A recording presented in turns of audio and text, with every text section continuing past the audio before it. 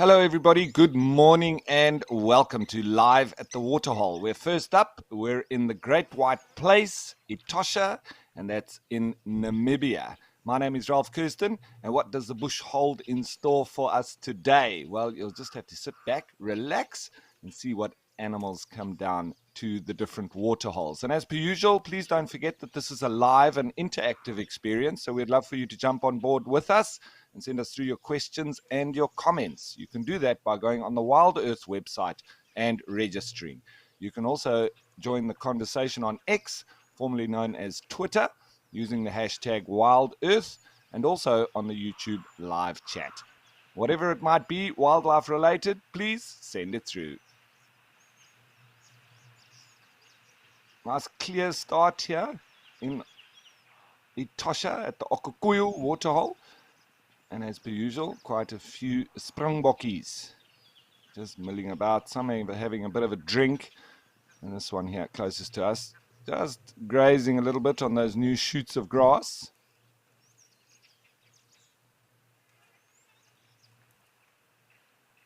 Looks like there is a bit of a breeze coming through from the east, I think. You can hear a grey hornbill calling.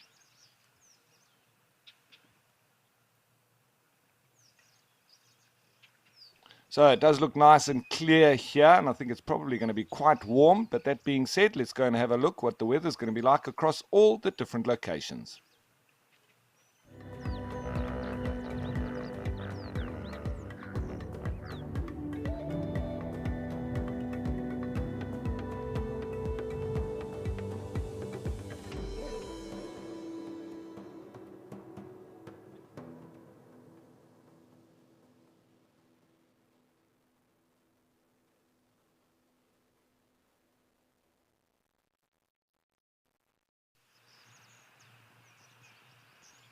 So it looks like it's a bit of a mixed bag across the different spots, but nice and clear here in Okukuyu, and it's going to get into the mid-30s. So nice and hot and a typical summer's day.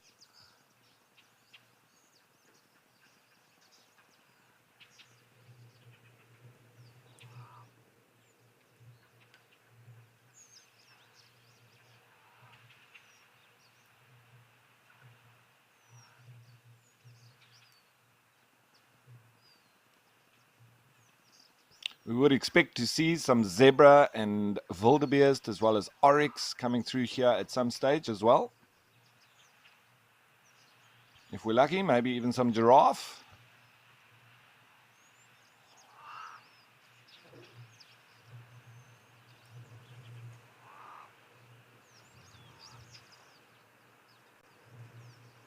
So Jive, thanks for jumping on board with us and sending through your comment, and lovely to have you with us all the way from southwest England. Fantastic. I bet the weather's a little bit different on your side of the world.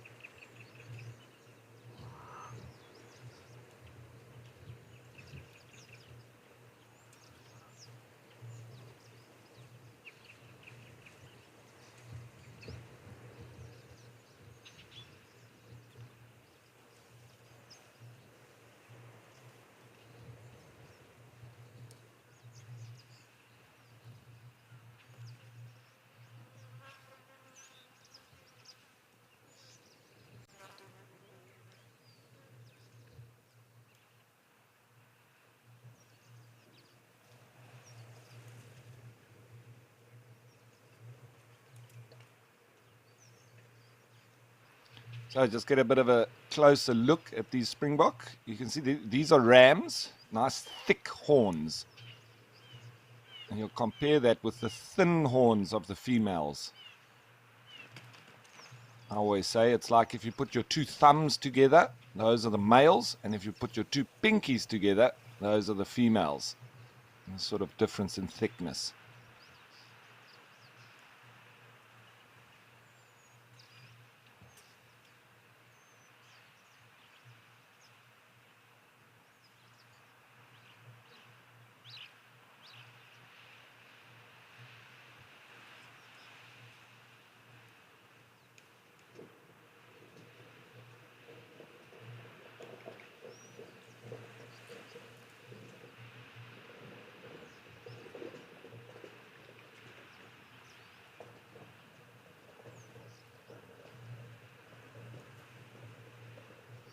So, Josh, yes, you commenting that they look quite easily spooked. Well, if you were a Springbok, I think you'd also be, because just about all the predators would be, you know, potential predators for the Springbok, and so everything is chasing them. And so they're pretty easily spooked, as you say.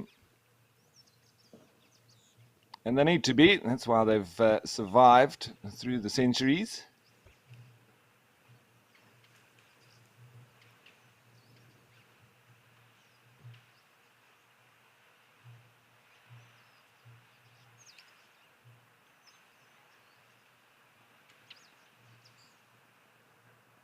A very iconic leadwood tree there on the left. So obviously the only reason that tree has survived is because it's so hard and difficult for the elephants to push over. So they've probably tried, but they haven't come right.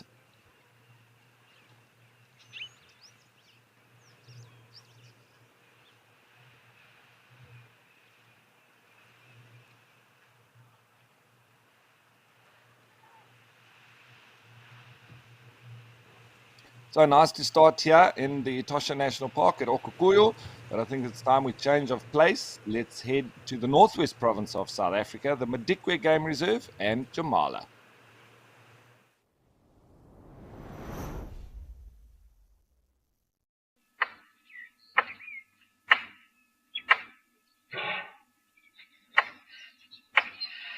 Surprise, surprise, we've got ourselves some elephants. This has really been elephant central over the last few weeks.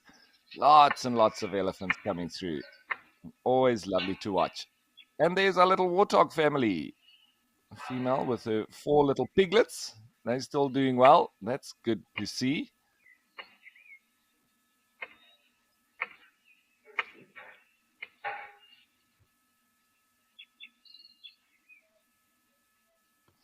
And sorry about that. There's obviously just a little bit of work going on at the lodge, which you may be hearing as those warthogs go to their favorite spot. I'm maybe going to go for a bit of a mud wallow. That would be lovely.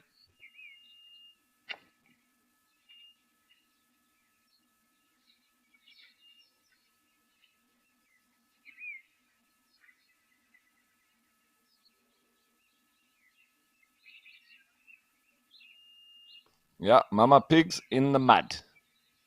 Let's see if the youngsters also have a go.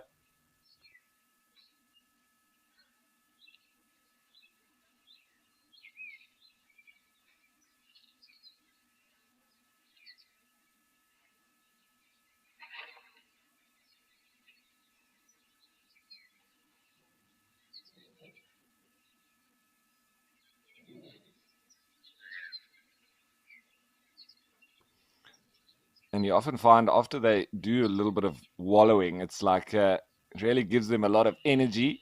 I'm sure it's a lovely feeling for them. Oh, here come some more elephants. That's why they're running off.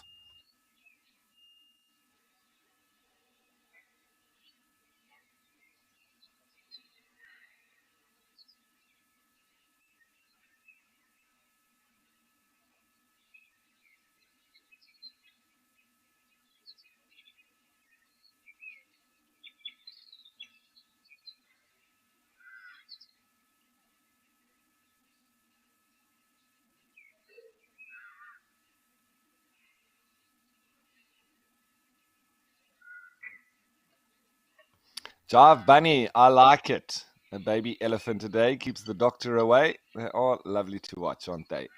As well as the little baby pigs or warthogs. Also, lots of fun.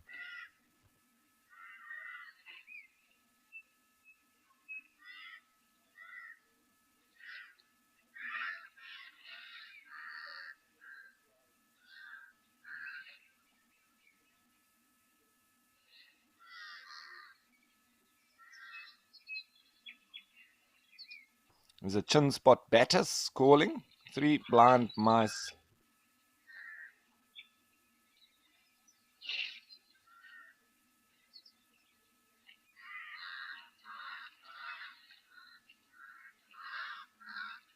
As well as pied crows, as you can hear. Some of them on the opposite bank. I wonder if that little elephant is going to chase them. They like charging at small little creatures.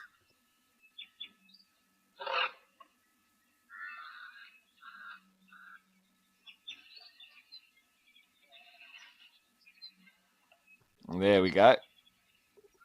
Got his ears out and just chasing those crows.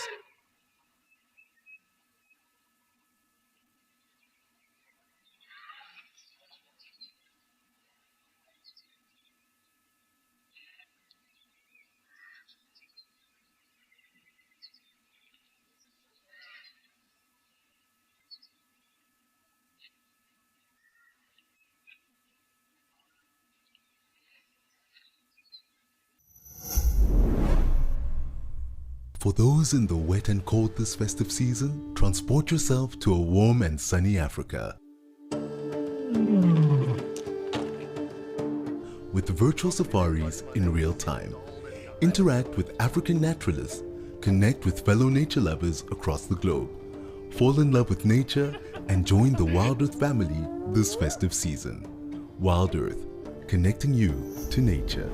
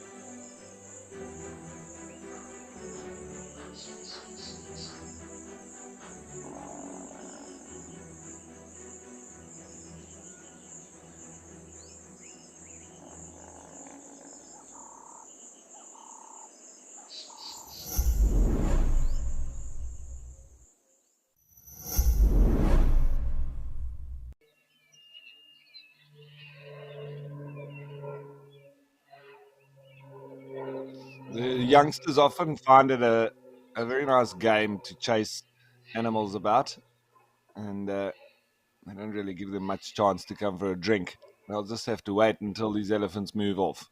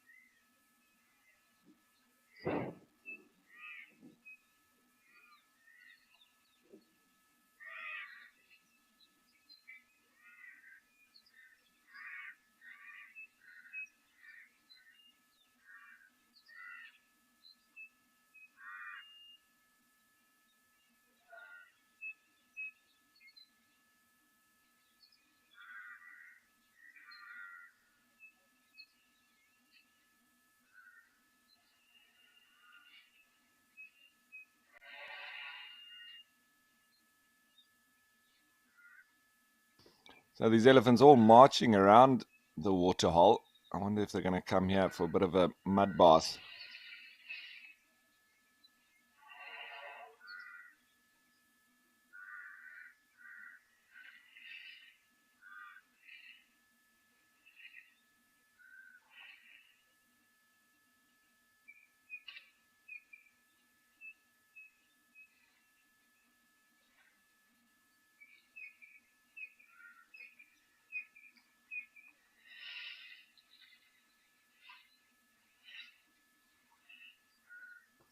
So, Tina, you're asking if people use elephants for manual labor, which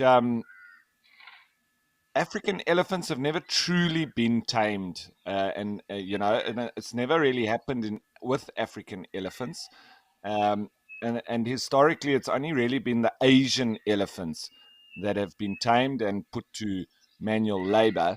Um, so very difficult to train African elephants, and the most that they have done is for sort of elephant back safaris, but this has now been stopped, and no new licenses will be issued for these kind of elephant back safaris. So no new elephants will be trained, and it's quite harsh training methods.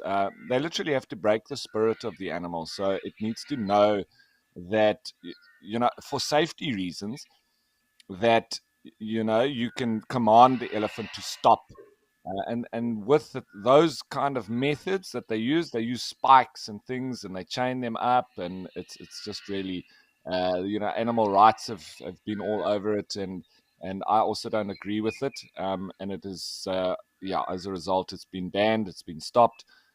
So it doesn't happen anymore. So I don't see that African elephants anywhere in the near future will be trained and tamed and put to manual labor, which I think is fantastic.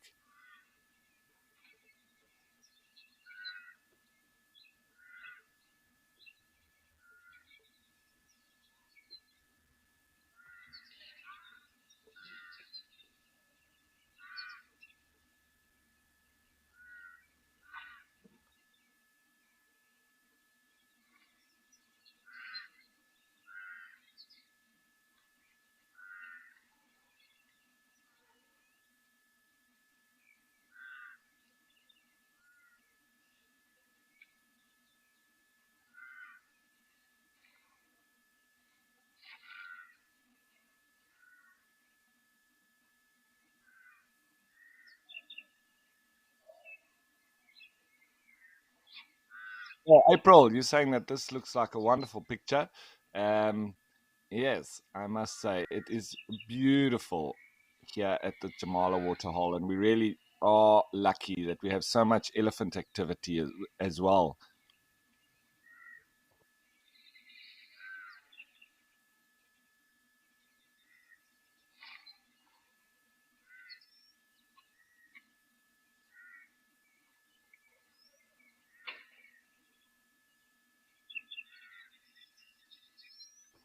It is a little bit grey today. Obviously, quite a bit of clouds around, but that's probably quite comfortable for the animals, and it's not too hot.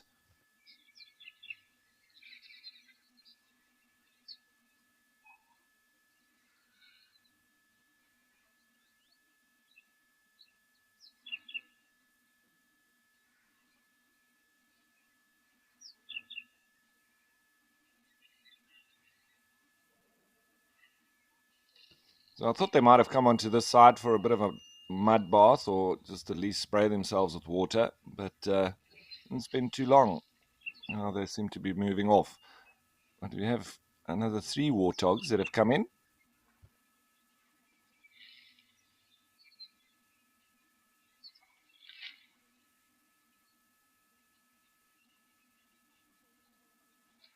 They're just going to have to move out of the way of that arriving elephant.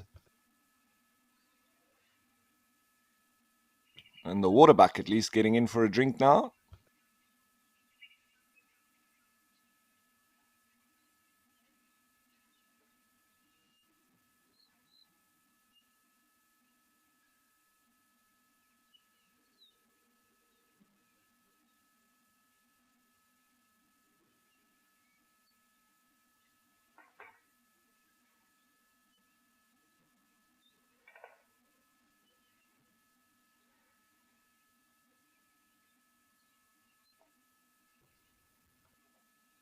I was going to say, I wonder if these elephants are going to chase this waterbuck. Seems like it got out the way just in time.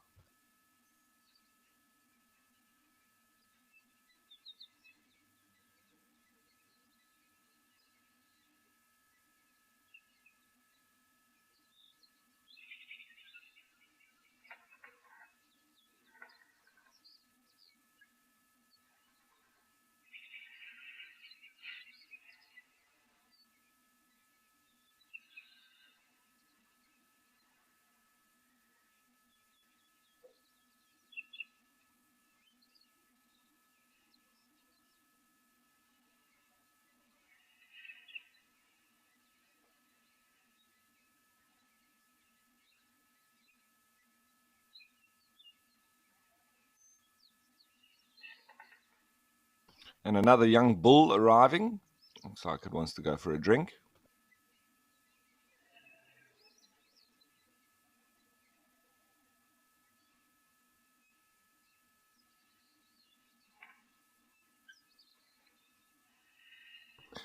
And Rosie from the USA. Thanks for your comment. Well, your question really. So these elephants, they don't really hang around just here. They will roam. They don't. Elephants don't really keep territories. So they move between the water and the feeding grounds, and they do stay on the move most of the time as they feed, and then coming to drink here. It's lovely to watch because this is where you have different bulls and different breeding herds coming together. So a lot of socializing in this space, and there's a lot of interesting interactions. See another breeding herd arriving now. They'll probably be heading for that area where they prefer the fresh water coming out.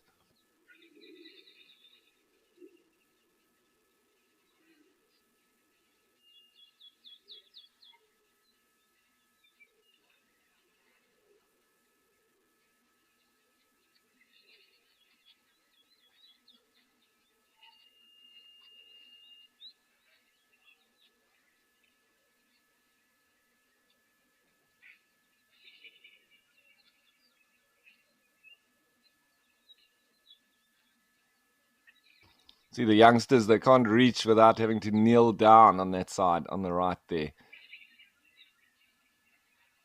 It's quite high up from the water.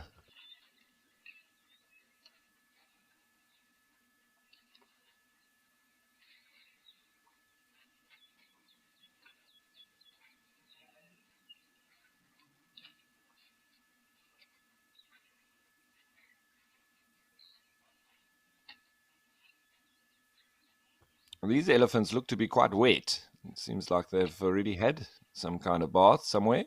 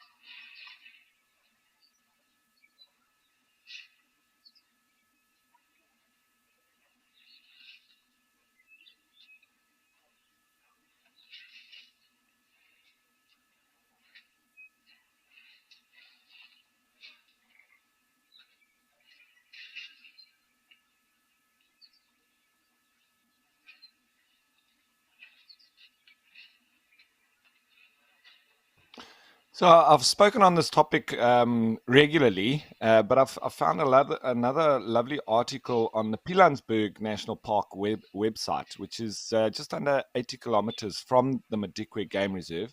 And they're speaking of elephant corridors being essential for the species and the environment, and saying that whenever a reserve finds it has too many elephants, the truth is that it has too many fences. Elephants are natural migrants, and for millions of years, when conditions became unfavorable, they moved. When they can't, they hammer the environment.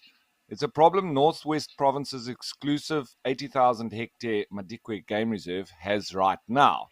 Its herd has recently swelled to around 1,500 at a time of severe drought, and the vegetation is in trouble. It's not yet at the stage where we need to start thinking about something drastic like culling, says Z, head of ecological services for the Northwest Parks Board, but it could definitely do with fewer elephants. In the past, the standard solution was to cull or translocate, but the first has become socially unacceptable, and the second hugely expensive. And as Null points out, there are few conservation areas in South Africa that could safely and sustainably accommodate more elephants. According to Dr. Marian Garay, chair of the Elephant Specialist Advisory Group, the only way to go for smaller reserves like Madikwe is to open corridors that follow ancient elephant migratory routes. Corridors have huge benefits because wildlife can move to different vegetation area, she says. They can open summer and winter areas and relieve overgrazed vegetation and allow it to recover. It's the most natural pattern for elephants. According to Diggs Pascoe of Space for Elephants, corridors also help elephants to spread their gene pool and share knowledge between different groups. A conservation corridor linking Madikwe and Pilansberg National Park, roughly 75 kilometers away as the crow flies, has been in the pipeline for almost 15 years. It would remove internal fences and allow elephants to move freely between the two parks, extending the entire conservation area to around 300,000 hectares. Pilansberg presently has only 240 elephants. So this corridor would form part of the Sigarona Heritage Experience, an open Africa ecotourism route that was launched in 2012 and incorporates the Bakgatla tribal lands, the towns of Derdepoort, Zeerust, and Groot Mariko, and a number of cultural and heritage attractions. However, conflicting interests with local mining companies, including Platman, a loss of faith from subsistence farming communities within the proposed corridor, and insufficient commitment from local government and other stakeholders has hampered the project. According to Null, this may lead to it being abandoned. Garai remains optimistic. You can't just move people and villages for a corridor between Madikwe and Pilansberg, but there are areas with very few people, rural communities who would be willing to participate, areas which belong to provincial government, and willing landowners who could be incorporated. Corridors can boost tourism, create jobs and a sense of local resource ownership, and play a role in curbing poaching. That way, tourists can win, locals can win, and wildlife can win. Isimangaliso Wetland Park, South Africa's first World Heritage Site, is proof of the value of a corridor system. It comprises 332,000 hectares, which link three major lake systems and 8 different ecosystems.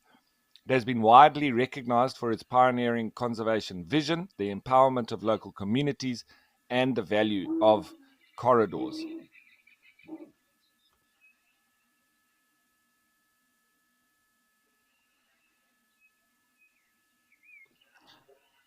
According to Isimangaliso CEO Andrew Zalumis, the early strategy was to recognize that ecosystems know no boundaries and that many species within the region cannot be controlled by fences. His big dream is to allow historically occurring game to migrate from the Lubombo Mountains in Swaziland and Mozambique all the way to the KwaZulu-Natal coast. And it's almost a reality. In Northwest Province, however, extending a Madikwe-Pilanesberg corridor into Botswana to the northwest and into Limpopo to the northeast seems an increasingly distant dream. And Madikwe's elephant population continues to grow. Beyond the problem of blocked migration, says Null, is that there are no natural constraints on elephant population growth in the reserve. There are waterholes everywhere, and the water is completely out of sync with the available grazing. He adds that its population has grown too large for expensive human interventions such as mass contraception, which would, anyway, require approval from the Ministry of Environment. Elephants are highly intelligent and complex creatures, he says. They're not a species that lends itself to a lot of intervention. And we've seen actually where there is a lot of intervention, there becomes a lot of aggression from the elephants towards humans. It's not just about going in and removing animals. So even transfers are not necessarily a solution. Removal also impacts on their social interactions, even if it's more socially acceptable than culling. Corridors and huge protected areas are definitely the way to go. We humans are just fragmenting elephants' habitats and disrupting their systems, says Diggs Pascoe. We've got to recreate what they were originally able to do. And the sooner the corridors are opened up, the better. They're really the only way forward. So if only bureaucracy would get out of the way.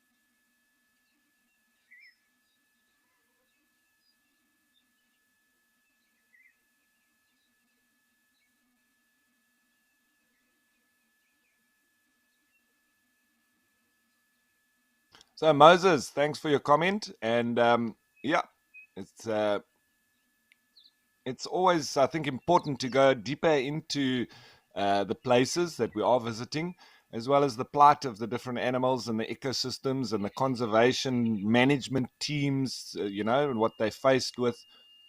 I think that's a big part of the educational drive that we are and trying to achieve here at WildEarth. Not only seeing these lovely animals, but chatting on about the conservation issues that are relevant around these different spots.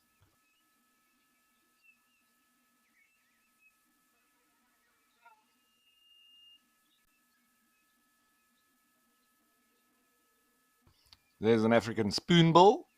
I think it might be the same one that was here yesterday. Also, just one.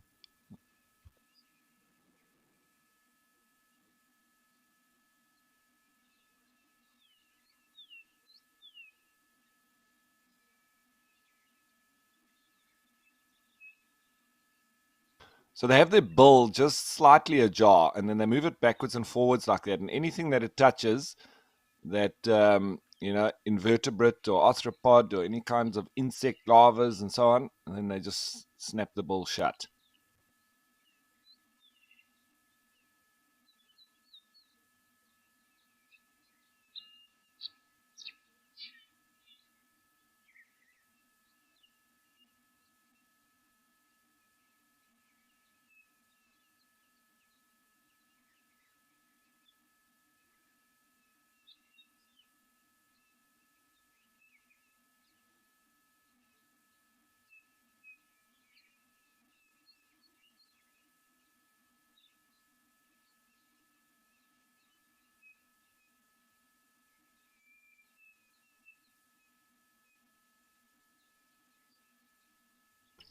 So Danny, these birds that they'll nest on in communities in like colonies on the, on quite big trees, and they all nest in there's normally quite a lot of them that nest together. So not quite sure exactly where these ones would be nesting. And we also see quite a lot at up in the north of Mitikwe at Africam Tau, but they also would, obviously fly off to their nesting sites, and then normally every morning fly back down to their feeding grounds. But as I say, it's almost like a Christmas tree that you see with where the spoonbills are nesting.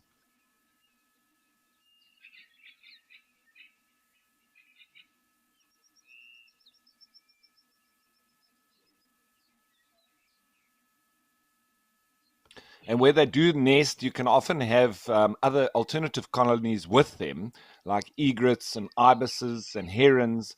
Um, so it can be a bit of an amalgamation of different species as well.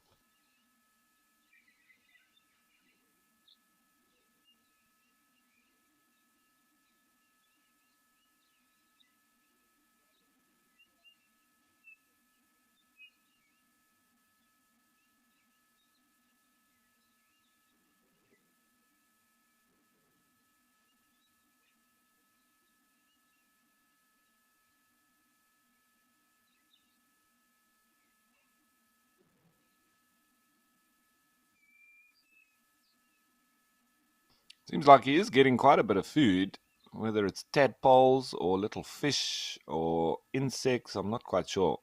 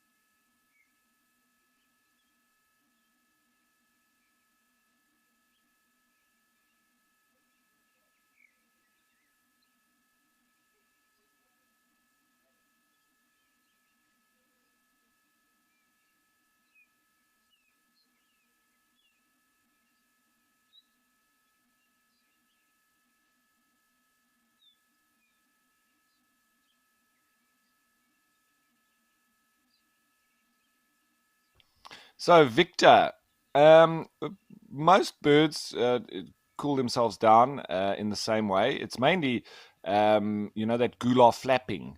So that little throat area, so kind of like panting, but it's a lot more efficient. The technique that birds employ, more efficient than the antelope, the mammals, and just panting. That gular flapping is quite a lot more efficient than that. That as well as diving, actually going for a bath, and then so that's behavioral, and also seeking shade. So utilizing all of those methods, but the gular flapping is probably the most efficient.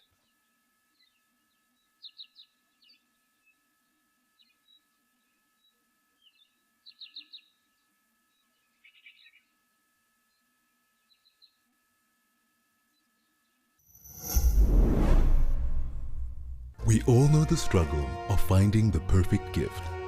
But what if you could give them an unforgettable experience? Something truly extraordinary. Introducing Nature Eye. Fly a real drone remotely at iconic locations, witnessing the beauty of nature like never before. Sign up to be an explorer and you could win one of these experiences yourself. Visit natureeye.com today.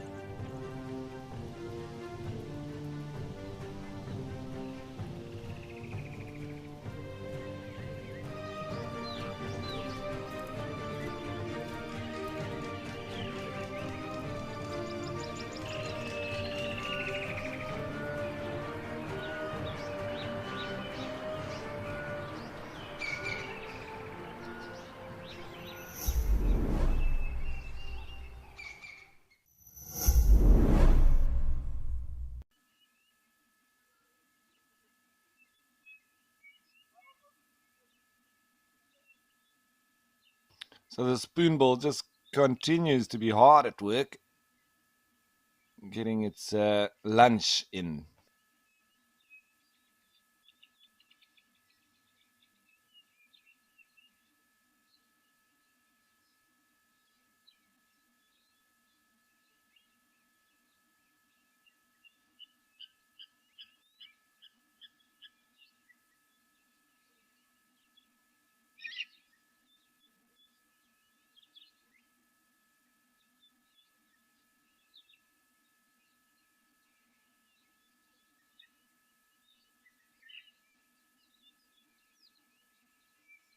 Righty, so as always, it's been wonderful here at Jamala, and I'm sure we will be back. But for the time being, I think let's go to the Greater Kruger Park and King's Camp.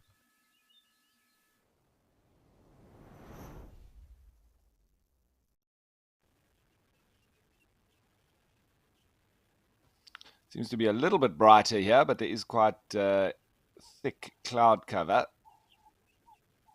A few birds around as well. I'm sure we'll be hearing the red-billed buffalo weavers. They're nesting in the tree off on the right. There's an Egyptian goose, and I think it might be some doves that have come down. There's a rattling testicular calling.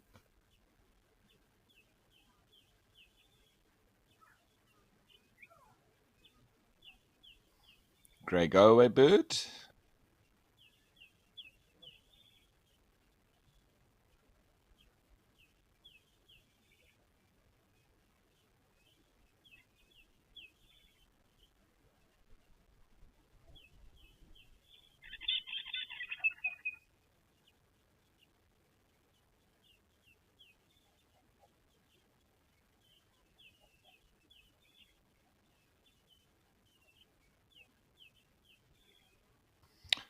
So, Sandra, I'm not exactly sure if there is a waterhole close to this one. There might be, but not too sure. I'm not so sure. I'll have a look around and dig around a bit and see if I can find anything on sort of the map of the area and see exactly how far the next waterhole is.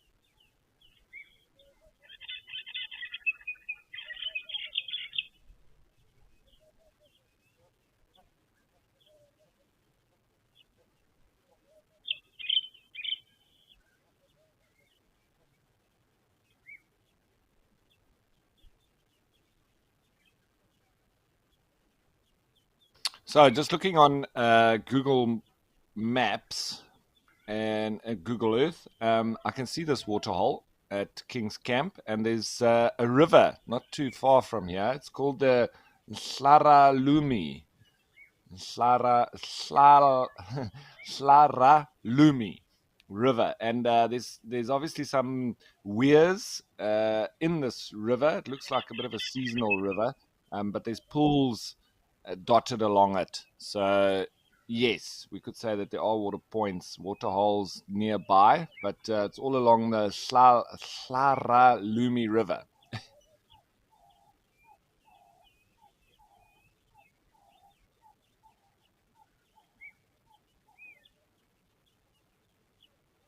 I think I heard a classes cuckoo calling in the background. Maiki, Maiki.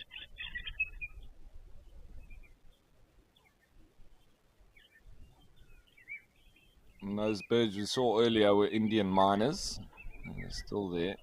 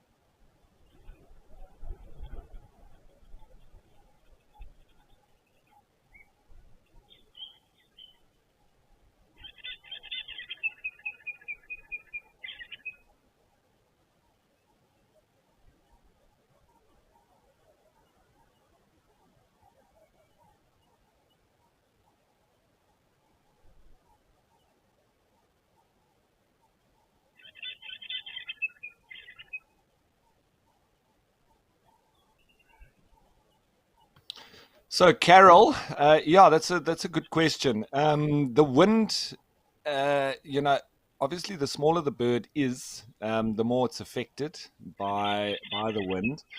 So, when it's very windy, obviously, also like the soaring, the really big birds, it does affect them as well. And so, right across the spectrum, and you'll generally find when there's a lot of wind, you won't have the eagles, the vultures thermaling, because they're getting blown quite badly. So you see them sort of, they do take cover from the wind, and obviously using the wind to their advantage when it's very strong.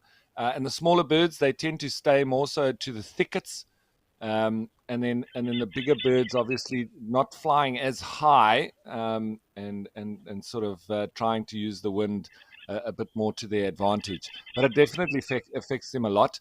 But yeah, they're obviously excellent. Most of them are excellent pilots, um, and they use it to their advantage. But you can very often have birds sort of blown off course when you've got these real heavy winds, um, and blown into areas that you potentially wouldn't normally see them. The likes of Cape vultures get blown off course, um, and so we do tend to see some strange birds when it's very windy, and brought from areas that where you normally find them into areas where you not so normally find them, or they're not as regular.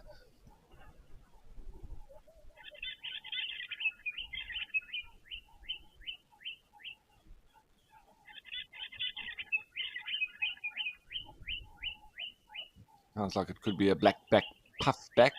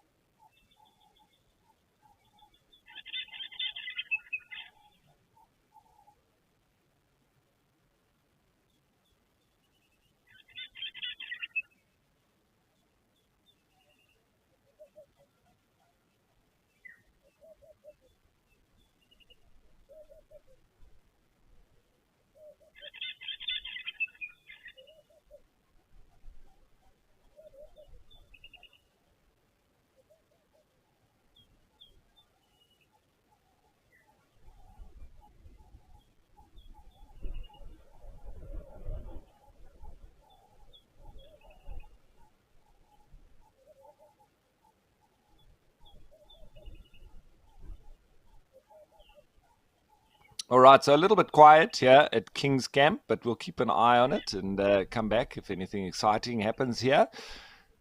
But I think for now, let's head back to the Etosha National Park in Namibia,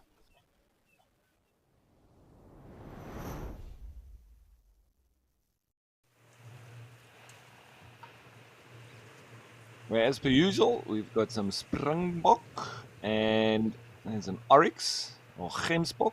It's in the water. They like going for a swim.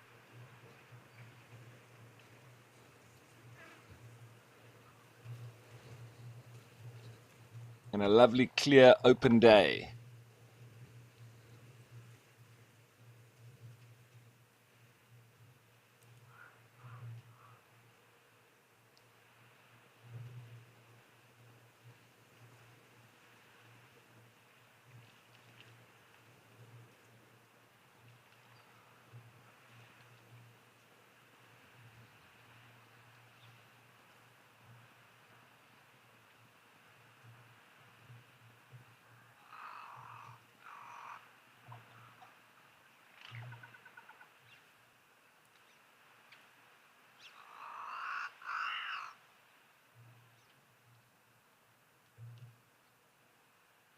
So lazy, there are dik-diks in Etosha, and there's the Damara dik-dik, but they're not really in on this side of the reserve. We see most of them on the eastern side of the park, closer to Namatoni. That's where there's lots of them for some reason, and that's the only spot that I've actually seen them. And there's some uh, game drives. The one game drive is called the Dick Dick Drive because you literally just drive slowly along that road, looking in the thickets, and you're almost guaranteed to see Damara Dick Dicks. Cute little things, tiny little antelope. Outside of this park, you also get them in the Waterberg Plateau Park, and lovely to see them there too.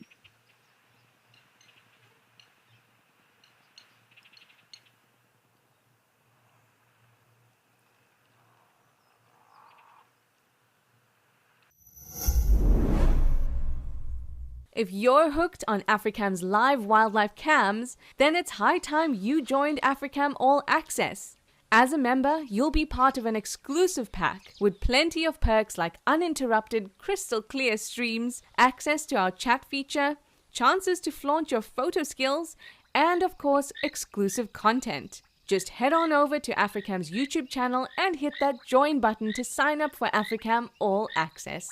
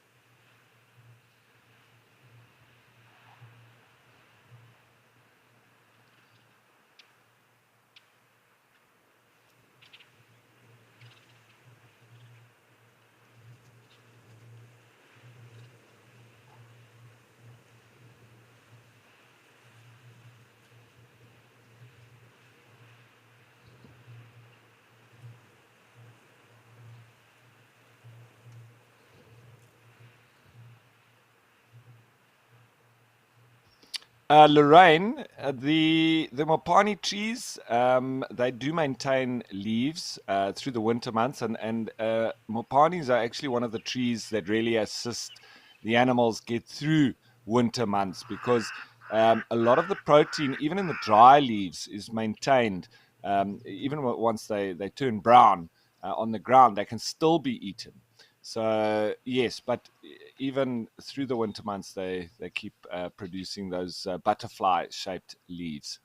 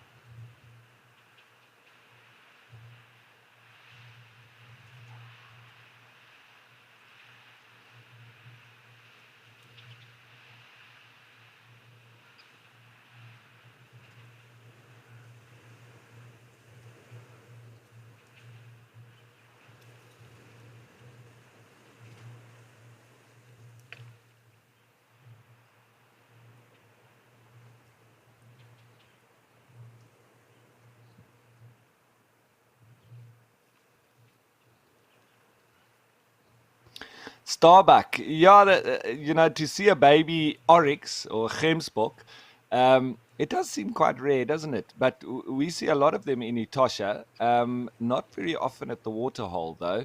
But I think if we carry on going through into about March, April, that's when we might start seeing a few of the little ones.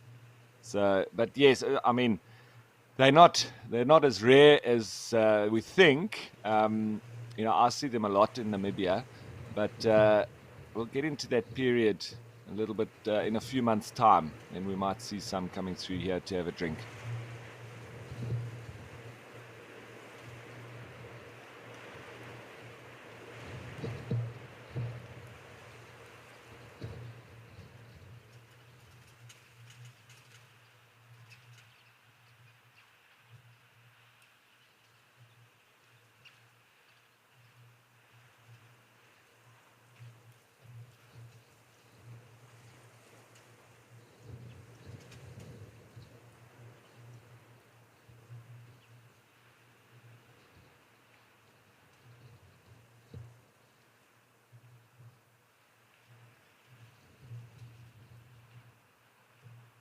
So just also going back to the Mopani, those leaves are very interesting, and I think it's in Swahili that Mopani means butterfly because of those leaves, and they've got a little hinge in the middle that they can open and close them.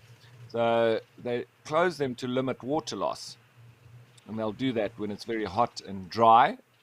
And yeah, so it's an interesting tree, the mopani, one of the most useful trees as well.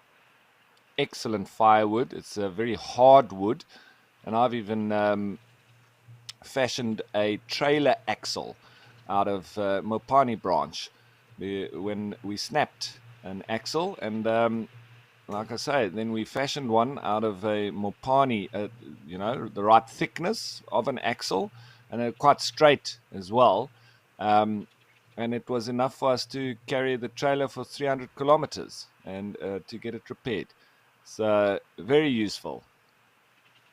And like I say, from experience, you can even make a trailer axle out of a mopani branch. A lot of the villages, in the northwestern area, from here to the west, the Damaras and the Hereros, and even the Himbas, they use the Mopani for building material as well. So they'll make fence posts, they make their kraals out of it, um, and even their huts, which they do it with the wood, and then they use mud afterwards to sort of make the wall that's sealed up on top of the wood.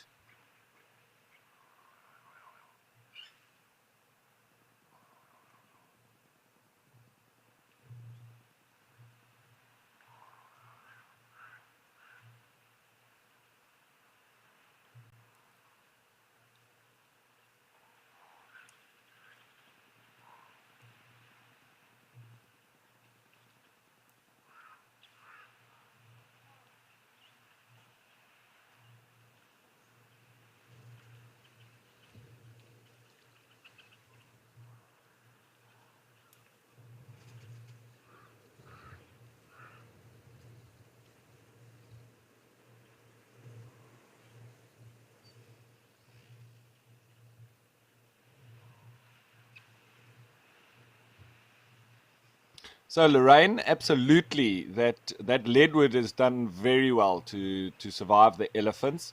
And you can see, there was a lot more trees living here, and they've all been pushed over by the elephants.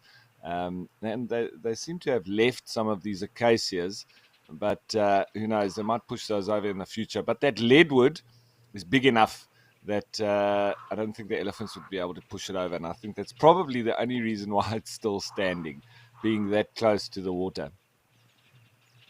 And it's a good thing, really, because I know that there was giant or Verreaux's eagle owls nesting in that leadwood tree. I haven't been able to see recently if they're still there, but at night you used to have the owls coming down for a drink, and that's when I first noticed that they were nesting in that tree.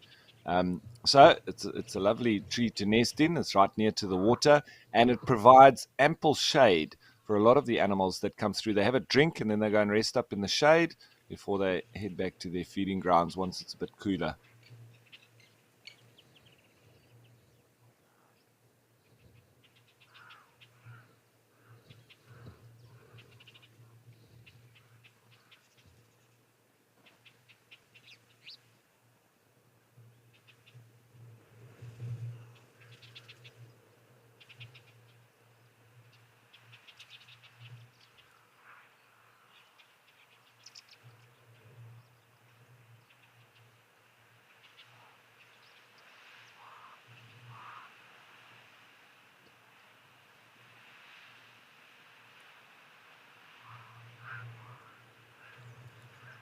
So the springbok do, with their heads down like that, it looks like they are doing a level of grazing.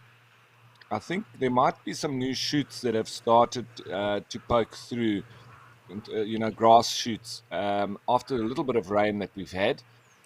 It's incredible how the plants react to rain. Even just a little shower can make it start exploding with life.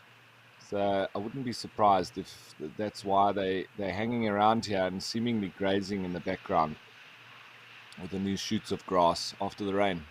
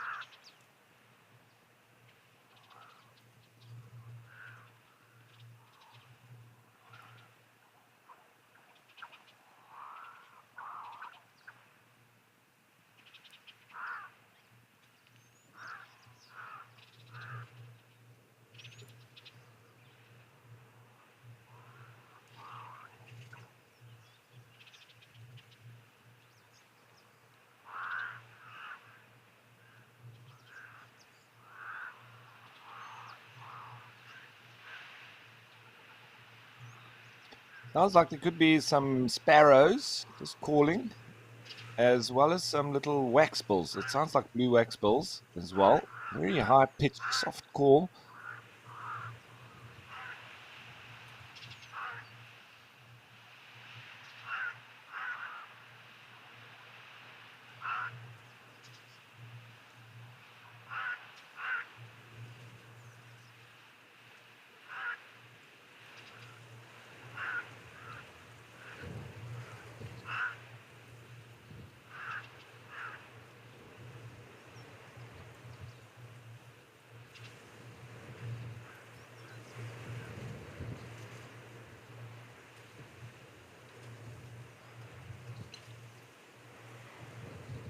So JP was asking if you get Indian miners and if they're also found here in Etosha.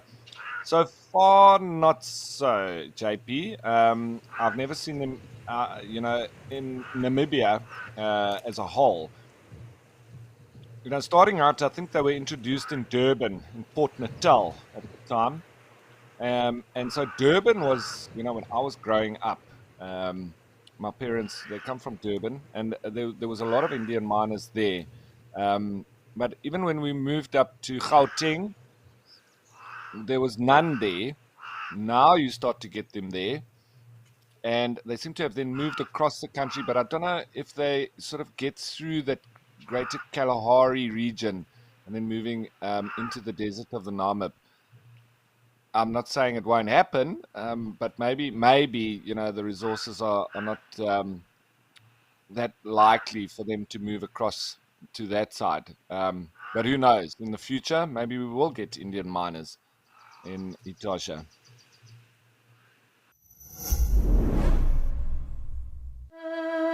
Welcome to Destination Safari, the WildEarth travel show that showcases luxurious safari lodges. Overlooking a river plain is the Hlorsi Game Lodge. Today we're going to explore this wonderful retreat, offering rich game viewing and luxurious accommodation for the whole family.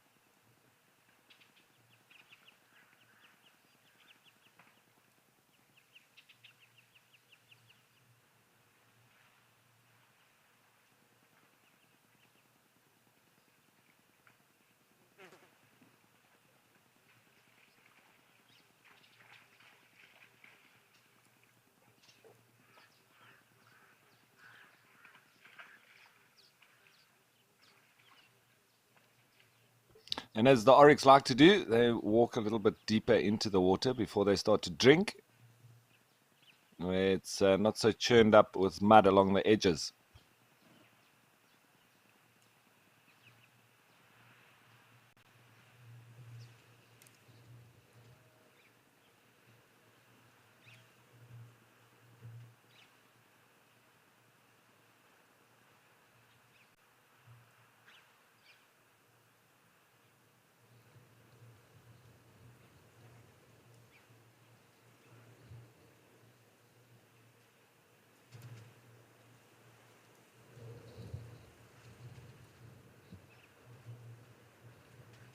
Now, this is one of my favorite kinds of pictures. If if there was no wind and the waterhole acting a bit like a mirror, this just makes for beautiful photographs.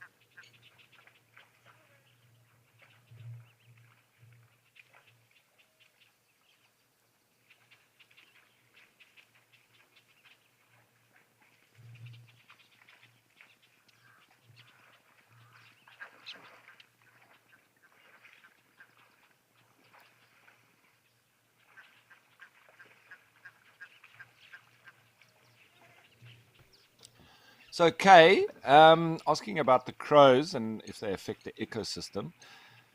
Yeah, well, they're also a big part of the cleaning up crew. The vultures included with that.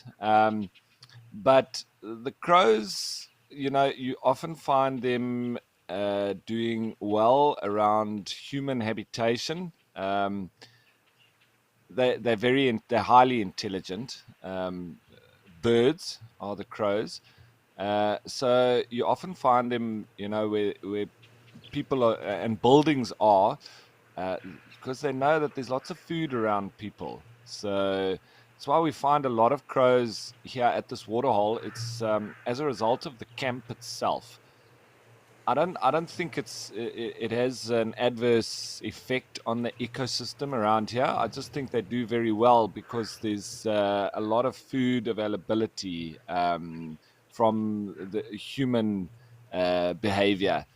And you do also have a lot of tourists sort of taking photos of anything, all the animals, but the crows are one of them that come into the camp, into the lodge, and yeah, stealing crumbs, stealing bread, stealing whatever they can get, chips. Um, yeah, it's funny how wild animals like French fries, slap chips, as we call it. Yeah, the ground squirrels, the banded mongoose, the jackals, they and the crows are all quite comfortable moving in and around where the people have their activities.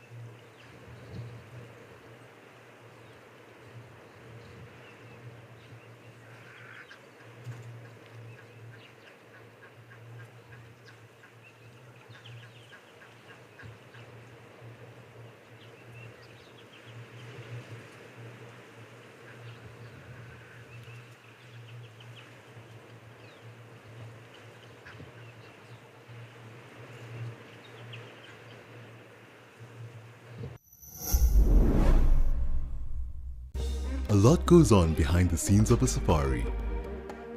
Sign up to be an explorer and get exclusive access to Behind the Safari. Sit back, relax, and take a deep breath. Learn more about the WildEarth team. I would not normally keep it on the dashboard, but I'm going to show it to you there. Come along for the surprises and chaos. Download the WildEarth app today. WildEarth, connecting with nature.